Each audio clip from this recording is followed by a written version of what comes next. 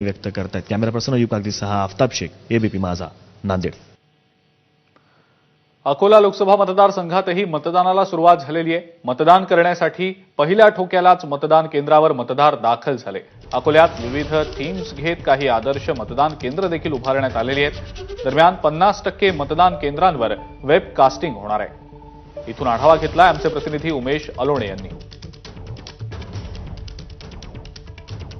अकोल्यात अगदी 7 वाजतापासून मतदानाला मोठ्या उत्साहात सुरुवात झालेली आहे आणि आपण या एसए कॉलेजच्या मतदान केंद्रावर आपण पाहतोय की सकाळी 7 पासून या ज्या रांगा लागलेल्या होत्या त्या मोठ्या प्रमाणात नागरिक 6:45 पासूनच इथे आलेले होते आणि आपण पाहतो की ज्येष्ठ नागरिकांचा मोठा सहभाग जो आहे तो या मतदानासाठी आपल्याला दिसत आहे। सर्वात महत्त्वाची गोष्ट जर पाहिली तर काल 42°C तापमान जे आहे ते अकोल्याचं होतं, म्हणजे ऊन होतं, मात्र रात्री पाऊस आला।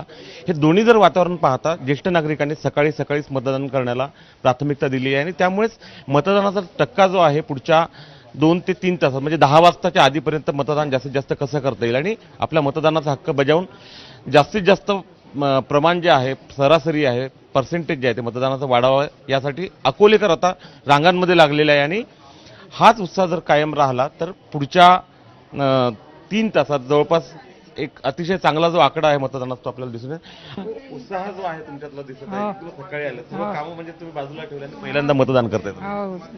काम छोड़ के आए सब। कॅमेरामन मयूर बारगजेसह उमेश अलोणे, एबीपी माझा, अकोला। परभणीत सुद्धा मतदानाला सुरुवात झालेली आहे। महायुतीचे